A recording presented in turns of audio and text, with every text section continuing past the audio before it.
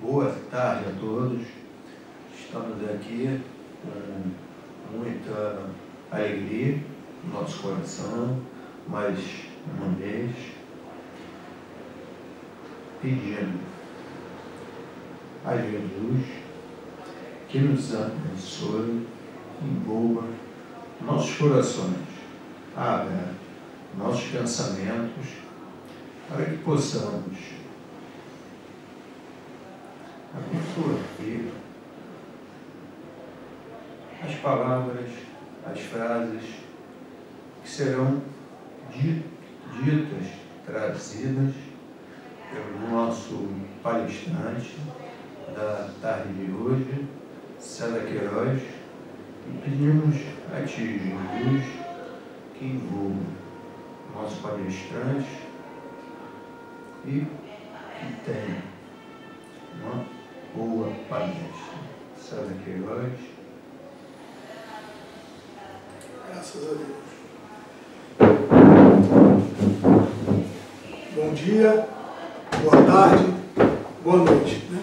Porque todos os horários estarão disponíveis para a visualização desta exposição, desta troca de ideias.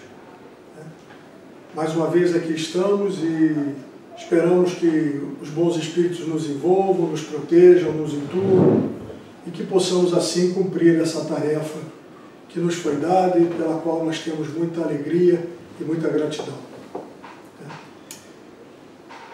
Hoje nós vamos refletir um pouco sobre uma passagem, uma mensagem trazida por Emmanuel, psicografada por Chico Xavier, no livro chamado Encontro Marcado, no capítulo intitulado Na Hora do Perigo.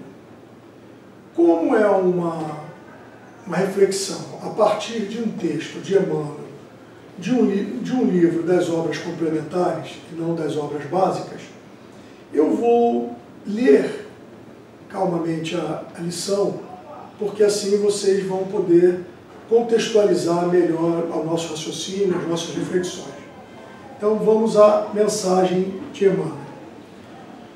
Quando aparece um momento de fracasso na esfera das boas obras, ouve-se comumente a repetição de afirmativas feitas.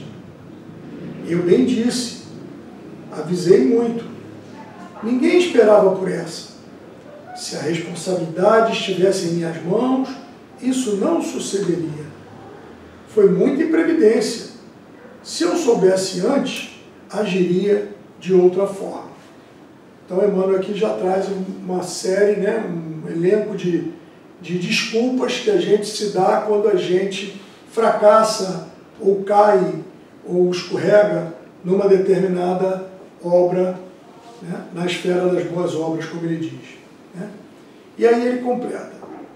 Depois de cada frase, alinham-se os comentários, interpretações deprimentes, versões fecininas, maldições, boatos. Convençamo-nos, porém, de que advertências ou queixas tardias não adiantam. Não vale reclamar à frente dos escombros da casa caída.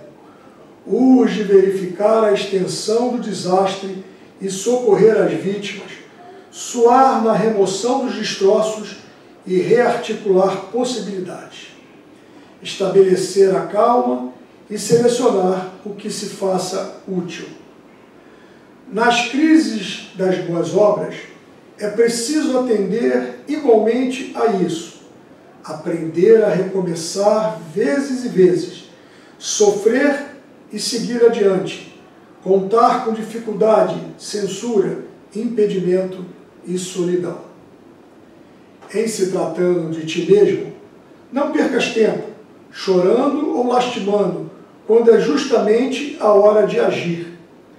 Perante as complicações inevitáveis, é imperioso te disponhas a colaborar com mais segurança na vitória do bem. Se surge o problema de deserção nas fileiras, abençoa os companheiros que não puderam prosseguir em ação. E tanto quanto possível, coloca nos próprios ombros a carga de responsabilidade que te deixaram aos pés. Eles retornarão quando as forças lhes permitirem e saberão agradecer-te o concurso. Quanto às dúvidas prováveis que possas manter em relação às próprias energias para a sustentação dos deveres em marcha, convence-te de que nenhum de nós possui recursos suficientes para executar plenamente as realizações do Evangelho. Entretanto, acima de tudo, crê no amor e no poder de Jesus, que te aceitou a cooperação. Nele encontramos luz na obscuridade e complementação na fraqueza. Ele te fará superar todos os empeços. Se te entregas fielmente à proteção dele, sem que saibas definir ou sequer imaginar quanto te reconheças em meio de perigos supremos, na onda revolta das tentações e dos problemas, e nada mais esperes senão sossobrar, sentir-lhe-á a vigorosa mão sobre a tua e aprenderá, por fim, no grande silêncio da alma, que ele, o Senhor, em teu coração e em tua fé, pode realizar tudo aquilo que te parece impossível. Né? Mensagem muitíssimo bonita, muitíssimo profunda, que Emmanuel nos traz nesse texto relativamente curto. Né? Primeiro, eu vou dividir aqui basicamente o meu comentário em três partes. Primeiro, ele fala das nossas resistências. Se eu soubesse que era assim, eu não faria assim, foi por causa disso, foi por causa daquilo. A gente começa a dar muitas desculpas para as nossas falhas, né? Para as nossas quedas. Depois ele fala que a gente deve exatamente nesse momento retomar o equilíbrio, retomar as energias e agir. Né? Se possível for, até tomar para nós cargas que eram dos outros, que se sentiram fracos e saíram daquela luta, saíram daquela batalha momentaneamente. Né? Porque um dia eles voltarão. Todos nós um dia voltamos para as lides do Cristo, para as lides do bem, para as lides do amor. Né? Um dia todos nós voltamos. Então, na segunda parte, ele fala exatamente disso, que a gente não perca tempo, que a gente se reequilibre, que a gente junte forças e retome a batalha, reerguendo, se levantando da queda e recomeçando. Né? Por último, ele fala que a gente também se convença de que nós não estamos sozinhos.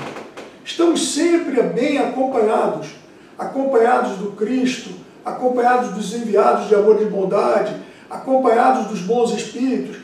Basta que para isso nós façamos o nosso movimento de ligação com o alto, através da prece, da reflexão, da meditação, do estudo sério. Né? Quando a gente se religa com o alto, a gente faz essa conexão e aí sim a gente recebe a ajuda, o apoio, o envolvimento que tanto nos impulsiona. Né?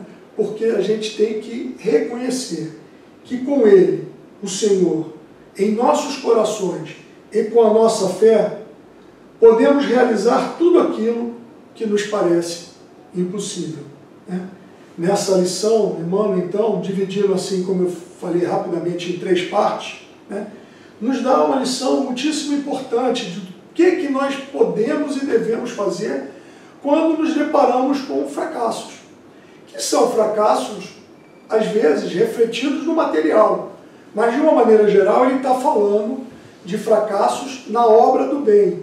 Fracassos morais, fracassos de objetivos nessa obra, nas boas obras, como ele diz no texto. Né?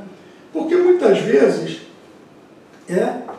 antes da ascensão vem a queda. E, muitas vezes, depois de alguma ascensão, a gente também pode voltar a cair. Né? Então, a gente também lembra que estamos falando aqui de obras morais, né? De obras do amor, de obras do coração, do sentimento.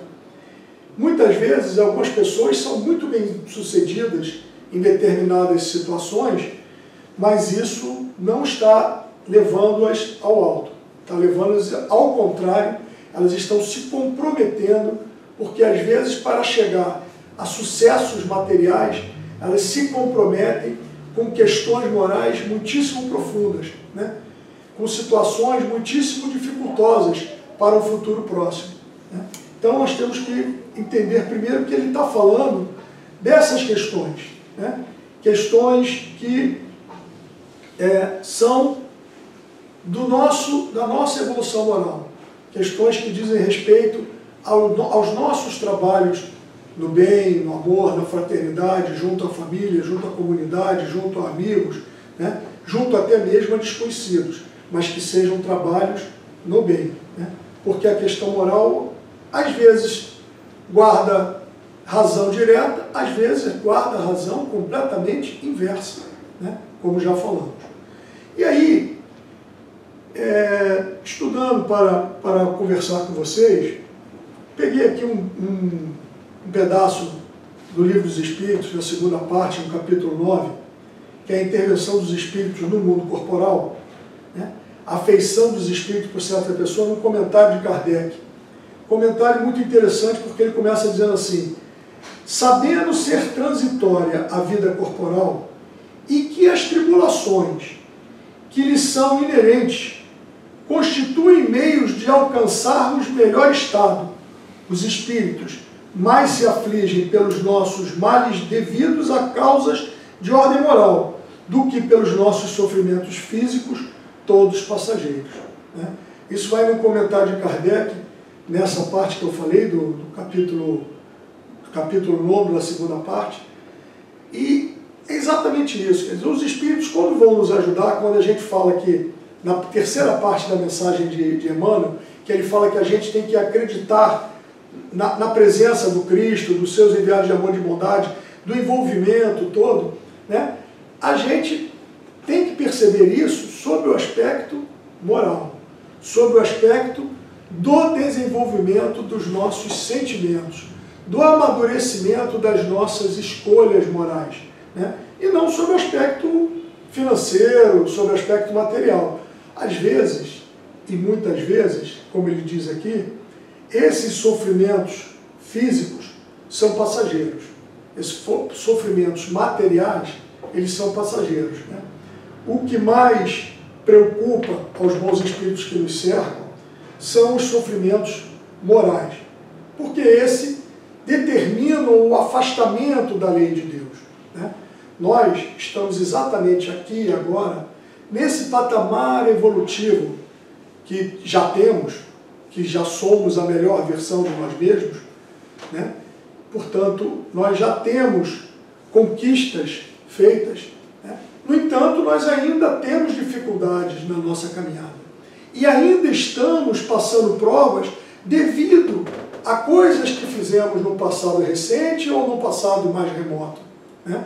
Então, nós estamos aqui exatamente resgatando determinadas faltas, consertando determinados descaminhos, ajustando determinadas escolhas equivocadas, né? Mas também estamos fazendo novas escolhas, acertando novos caminhos, né? E aí, se a gente escorrega aqui agora, nós estamos deixando de resgatar alguma coisa do passado e até somando alguma coisa para a gente ter que resgatar, ou provar, ou se ajustar com a lei num futuro próximo, né?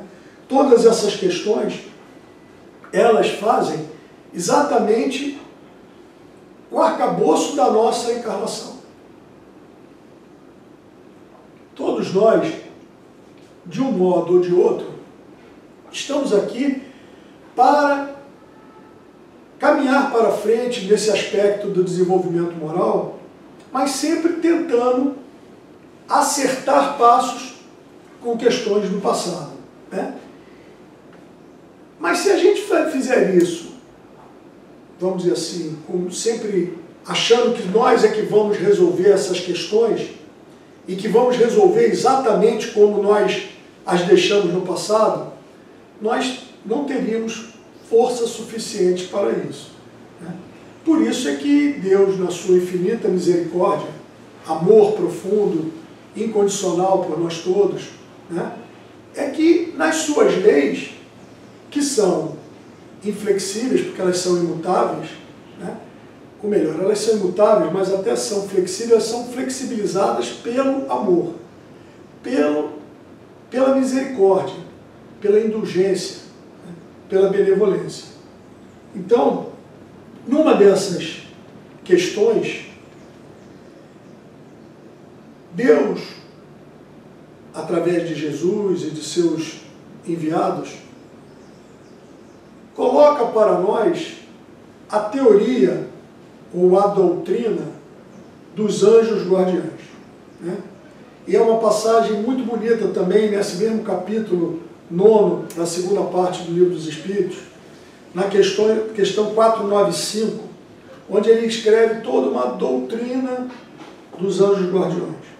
Doutrina muito bonita, muito interessante, e que eu destacaria aqui alguns pequenos pedaços para que a gente possa entender a importância dessa ajuda, muitas vezes esquecida por nós, muitas vezes malbaratada por nós, muitas vezes até ridicularizada por alguns de nós, né?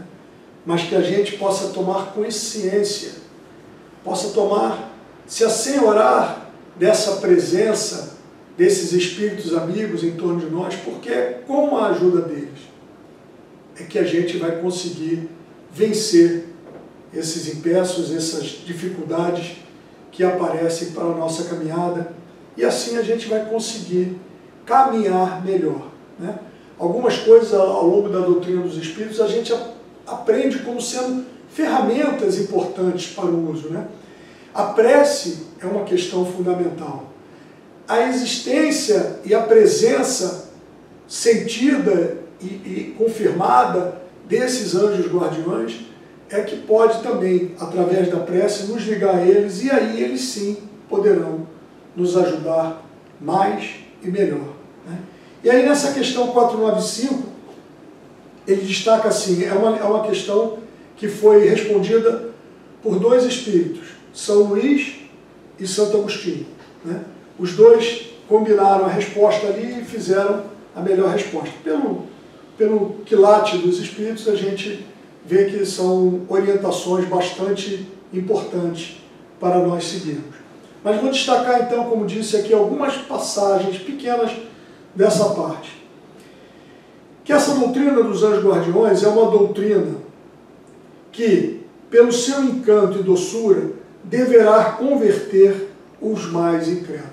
Então, aqueles que não acreditam, aqueles que malbarateiam, aqueles que ridicularizam, devem começar a pensar duas vezes antes de tomar essa atitude de distanciamento do anjo guardião, né? Porque se temos essa ajuda e se vamos sempre enfrentar problemas que foram criados por nós mesmos, que foram aprofundados por nossas atitudes, por nossas ações, por que não contar com essa ajuda tão importante, tão oportuna, para que a gente possa aurir forças e, ao cair, se levantar e seguir em frente, né?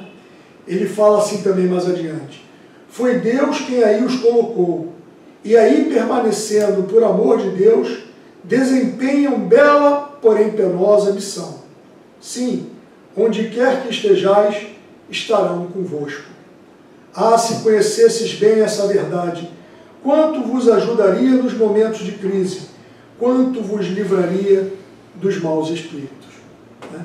Olha que importante. Primeiro, eles nos ajudam. Segundo, eles nos protegem, eles nos envolvem, nos intuem, nos orientam, coordenam conosco novos pensamentos, pensamentos mais arejados, pensamentos mais objetivos, mais claros, mais bondosos, mais fraternos, né?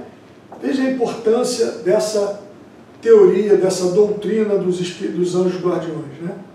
Mais adiante, numa outra passagem, ele fala assim: vamos, homens, coragem, de uma vez por todas, lançai para longe todos os preconceitos e ideias preconcebidas, né? Por quê? Porque nós ainda temos essa dificuldade, né?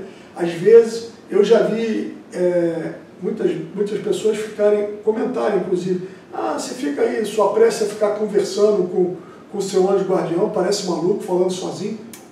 Não pareço nem maluco, nem estou falando sozinho. Mas tem que crer nisso, tem que afastar preconceitos, né? Tem que afastar ideias preconcebidas, né? Porque senão nós vamos ficar nesse movimento de orgulho, né? Nesse movimento egoístico, achando que nós resolvemos os nossos próprios problemas e que não precisamos de ninguém, porque somos autossuficientes. Isso não é um orgulho e um egoísmo da maior espécie. E são essas as nossas maiores dificuldades, não é? Nós somos ainda muitíssimo arraigados a esses dois problemas, a orgulho e egoísmo, né? E aí os próprios anjos guardiões, lá pela metade do texto, eles falam assim: o espaço para nós, para eles, anjos guardiões, não é nada. Não obstante vivermos noutro mundo, os nossos espíritos conservam suas ligações com os vossos. Deus nos impôs tarefa superior às nossas forças, e de que não vos deixou sós na terra. Então, eles estão conosco, eles estão sempre para nos dar mais força, porque sem eles nós poderíamos muito menos.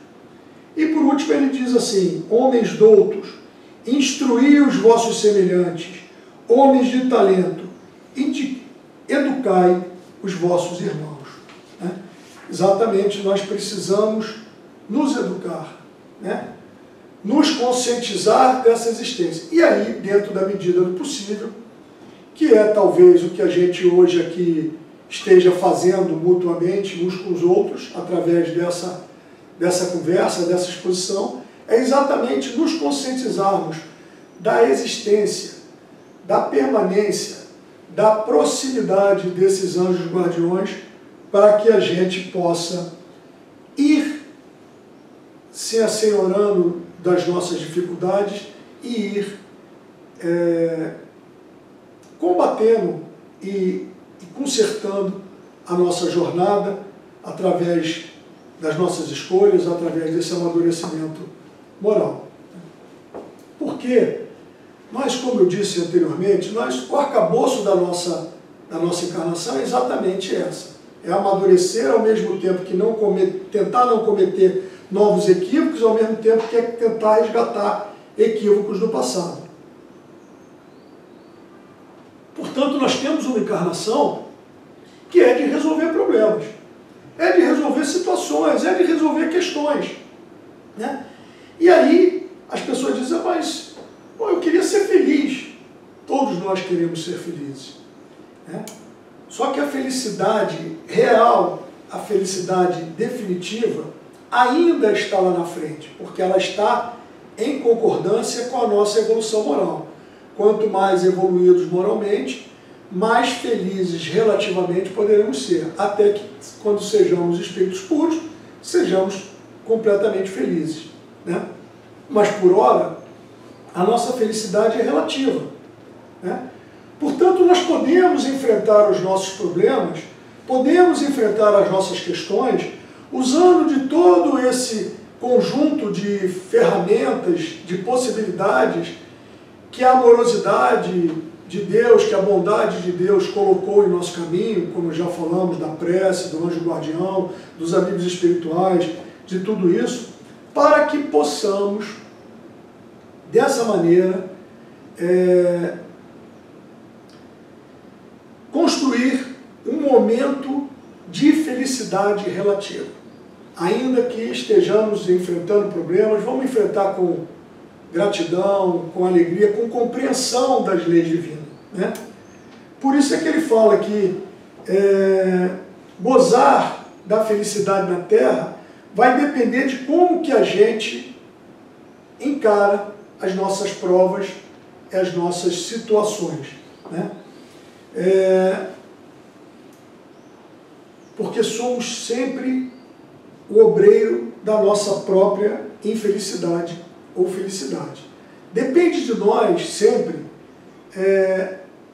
trabalhar as situações das melhores maneiras possíveis, né?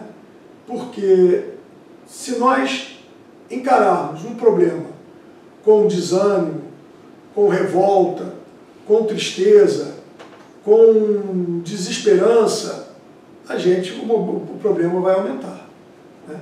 Mas se a gente encarar esse mesmo problema com esperança, com fé, com a certeza de que Deus, que Jesus, que os bons espíritos, que os anjos guardiães, que todos esses espíritos bons podem nos ajudar e que nós podemos e vamos resolver os nossos problemas, porque se eles chegaram até nós, é porque nós já podemos resolvê-los, é porque nós já podemos enfrentá-los, então nós vamos ter uma felicidade relativa ao nosso momento evolutivo, relativa ao nosso momento de encarnados, relativa ao momento do planeta que habitamos, aqui no caso, o nosso planeta amado, a Terra. Não é isso? Mas numa questão muito emblemática do Livro dos Espíritos, numa das principais questões, na minha opinião, existem algumas, diversas, mas essa é uma das que mais pontualmente eles nos orienta um caminho a seguir, é a questão 922, onde o Kardec pergunta assim: a felicidade terrestre é relativa à posição de cada um. O que basta para a felicidade de um constitui a desgraça do outro. Haverá, contudo, alguma soma de felicidade comum a todos os homens? Essa é a pergunta de Kardec. E a resposta, como sempre, quando a resposta é profunda, ela normalmente é curtinha, né? Essa também é curtinha, rápida assim. Com relação à vida material, é a posse do necessário. Com relação à vida moral, é a consciência tranquila e a fé no futuro, né? Então, toda vez que a gente exagera, isso depende de pessoa para pessoa, é muito relativo o que é supérfluo para cada um de nós, né? Mas toda vez que, para nós mesmos, dentro das nossas concepções, mais ajustadas ou menos ajustadas, nós excedemos o que é necessário, nós partimos para o supérfluo, né? Nós estamos tomando um caminho de desequilíbrio. E sobre o aspecto moral, é a consciência tranquila e a fé no futuro. Consciência tranquila de que você está ali tentando fazer o seu melhor, que você está tentando, com esforço, combater as suas dificuldades, resolver os seus problemas, passar as suas provas, suas situações, né? E fé no futuro, porque exatamente é acreditando nas premissas, nas bases da doutrina dos Espíritos, saber que a nossa vida não é uma vida, não é essa vida aqui de encarnar, e sim uma vida de espírito imortal que vai seguir adiante, né? Portanto, como é a bandeira do próprio Espiritismo, trabalhar no bem, né? Fora da caridade não há salvação. Portanto, trabalhar no bem é o caminho para que a gente possa encontrar em nós as melhores forças, aurir forças junto a esses bons espíritos que nos cercam, porque sempre que a gente está trabalhando no bem, eles estão em volta de nós. Quando a gente pensa em coisa ruim, ou age de maneira ruim, ou fala coisa meio desequilibrada, a gente procura no desequilíbrio, né? E aí eu achei por acaso, estava procurando uma outra coisa e achei por acaso, resolvi colocar aqui para a gente uma poesia de Casimiro Cunha, que fala Estrada do Bem. Olha que bonitinho, olha que pertinente para esse nosso momento da reflexão. No caminho terrestre, espírito reencarnando, no corpo que te contém, ante as provas necessárias, espera fazendo bem. Se aguardas tranquilidade na luta que te advém, em qualquer lance da estrada, espera fazendo bem. Exerce muitos encargos, sem apoio de ninguém, não te queixes nem reclames, espera fazendo bem. Sobre a tarefa em que vives, muita pedra sobrevém, ser fiel à obrigação, espera fazendo bem. Calúnia veio ferir-te, sem que se saiba de quem, não somes forças das trevas, espera fazendo bem. Padeces desilusão, sarcasmo, insulto, desdém? Não permutes mal com mal, espera fazendo o bem. Né? bem bonitinha, né? Casimiro Cunha, eu adoro Casimiro Cunha, todos os poetas, mas em especial Casimiro Cunha eu tenho uma ligação muito forte com ele, porque ele sempre tem assim, um texto muito conciso, mas muito apropriado para que a gente possa refletir e esperar fazendo bem. É isso. Enquanto a gente está resolvendo nossos problemas, se a gente está fazendo bem, a gente está juntando bons espíritos, abrindo novas forças, abrindo nossos canais de entendimento, de compreensão, de visão, fazendo novas escolhas, reformulando nosso entendimento, nosso eu, né? Nosso eu mais profundo. Ou seja, esperar fazendo bem é tudo de bom, né? E Casimiro Cunha, nessa passagem, fala isso com muita propriedade, né? Porque nós precisamos ser úteis, nós precisamos combater o nosso egoísmo, aquilo que nos prende, o egoísmo e o orgulho, fazendo bem. Porque fazendo bem nós vamos tirar o foco de nós mesmos, vamos entender que o problema do outro é maior do que o nosso, e aí a gente desfoca um pouco do nosso orgulho, do nosso egoísmo, e aí a gente se junta com outros bons, e aí essa conjugação de forças é favorável ao nosso cotidiano, ao nosso momento, às nossas provas, às nossas situações, né? E aí, me lembrei de uma outra passagem também que está no Evangelho, no capítulo 7, Bem-aventurados os pobres de espírito, onde nos itens 1, 2 e 3, Jesus traz, através dos evangelhos de Mateus e de Lucas, Jesus traz 3 passagens que falam muito bem disso, de servir, de fazer o bem, de ser útil ao outro, tirando o foco de si e colocando o foco no outro. Na primeira passagem ele fala assim: digo-vos em verdade que se não vos converterdes e tomardes quais crianças, não entrarei no reino dos céus. Aquele, portanto, que se humilhar e se tornar pequeno, como esta criança, será o maior no reino dos céus. Né? Portanto, é a humildade de servir, de ser puro, de ser até mesmo ingênuo para algumas situações, né? Para que você possa servir da melhor maneira possível, porque é servindo que nós seremos maiores no reino dos céus, né? E aí, tem uma segunda passagem, que é uma passagem que fala assim, é uma passagem que a mãe dos filhos de Zebedeu, João e Tiago maior, irmão de João Evangelista, chega para Jesus e diz: aqui eis os meus 2 filhos, eu quero que eles sigam contigo e quero que eles sentem no céu à sua direita e à sua esquerda. E Jesus pergunta assim: e vocês beberão do cálice que eu vou beber? E aí eles respondem: beberemos, né? Porque a resposta podia ser: não sei, mestre, vou ver, vou pensar, mas eles foram firmes: beberemos. E Jesus sabia que eles iam beber mesmo, porque todos 2 foram entre os 4 apóstolos mais próximos do Cristo, que mais seguiram Cristo, inclusive se desdobrando em trabalhos depois da crucificação do Cristo, né? Então Jesus sabia que eles iam realmente beber do cálice que ele beberia. Mas aí Jesus completa com outro ensinamento: pois é certo que bebereis o cálice que eu beber, mas pelo que respeita a vos sentardes à minha direita ou à minha esquerda, não me cabe a mim vô-lo conceder. Isso será para aquele a quem meu Pai o tem preparado. Ou seja, é para que a gente também não pense que estamos aqui para fazer a coisa certa e que isso é suficiente, porque nós já deixamos para trás outros problemas que ainda não temos como resolver nesse momento.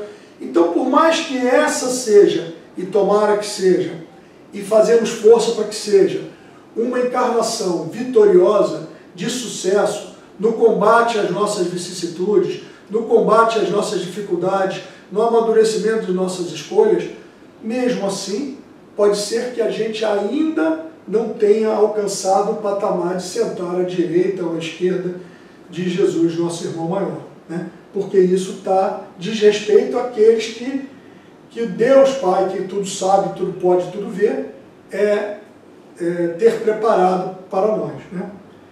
E por último ele fala aqui dos convidados para uma determinada festa, que quando a gente é convidado para uma festa e a gente chega na festa, que a gente não sente logo nas primeiras filas. Porque pode ser que o dono da festa chegue e diga assim, olha, aqui não é para você, aqui é para os convidados especiais, você não é especial, vai lá para trás. E aí você passa vergonha. Então que você, quando chega numa festa, você sente lá atrás. Porque se você for um dos convidados especiais, o dono da festa, quando chegar, diz assim, não, meu irmão, você passa para frente. E aí olha a sua satisfação de saber que você, naquela festa, é um convidado especial. Que a gente possa ser esse, que senta atrás para servir, para não ser visto, para apoiar, para ajudar.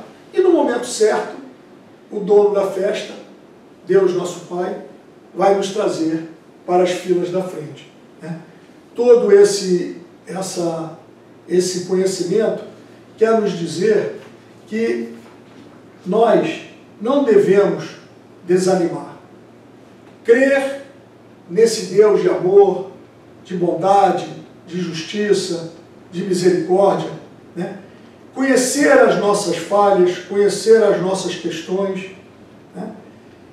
Entender que estamos cercados de bons espíritos que podem nos ajudar, mas que a gente tem que fazer a nossa parte, trabalhando no bem, fazendo as nossas orações, pedindo ajuda para o nosso anjo guardião, né?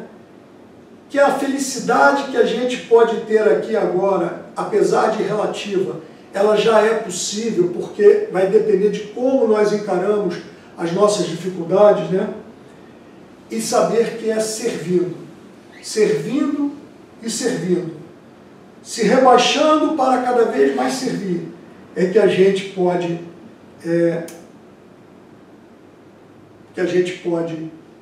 ser mais bem recebido no reino de Deus, né?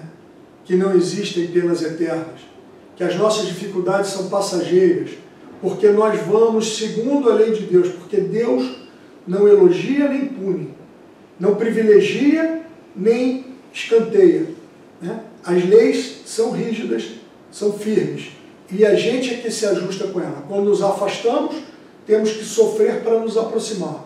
E quando a cumprimos, simplesmente a cumprimos e fizemos a nossa parte.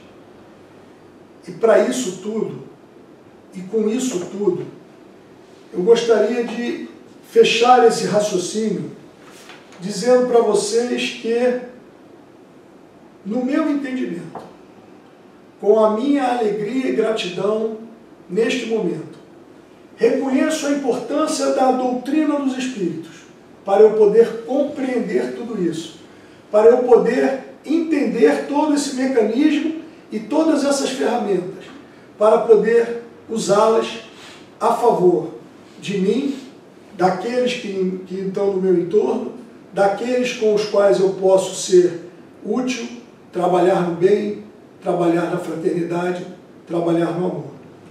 Essa doutrina dos Espíritos,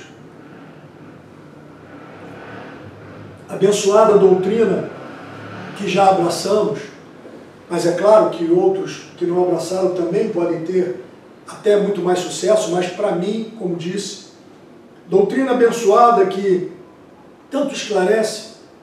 Eu queria fazer uma homenagem aqui ao encerrar, também numa poesia de Casimiro Cunha, que fala do Espiritismo. Uma poesia que diz assim: Espiritismo é uma luz, gloriosa, divina e forte, que clareia toda a vida e ilumina além da morte. É uma fonte generosa, de compreensão compassiva, derramando em toda parte o conforto da água viva. É o templo da caridade em que a virtude oficia, e onde a bênção da bondade é flor de eterna alegria. É a árvore verde e farta, nos caminhos da esperança, toda aberta em flor e fruto, de verdade e de bonança. É a claridade bendita, do bem que aniquila o mal, o chamamento sublime da vida espiritual. Se buscas o Espiritismo, norteia-te em sua luz. Espiritismo é uma escola e o mestre amado é Jesus. Paz e bem a todos.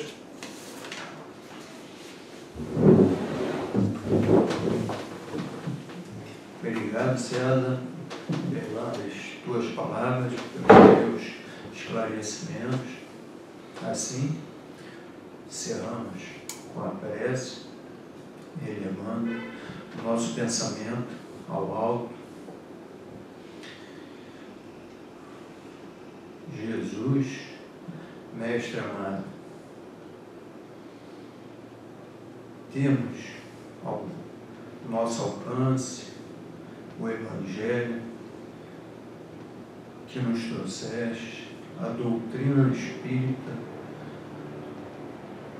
trazida por ti, pelos espíritos elevados, mas ainda erramos, ainda nos equivocamos. E assim, Jesus, te pedimos, no fundo do nosso coração, para que nos ajude a fortalecermos a nossa fé, a nossa perseverança no teu Evangelho, nos esclarecimentos da doutrina espírita, para que possamos um dia não nos desviarmos mais das leis divinas e assim sofremos. Então, Jesus, fique conosco, que os espíritos de nossa casa, vida de casa, os benfeitores espirituais, nossos anjos de guarda, estejam sempre conosco, para que possamos caminhar a passos lentos, mas sempre em frente e a passos firmes. Fique conosco, Jesus, que assim seja.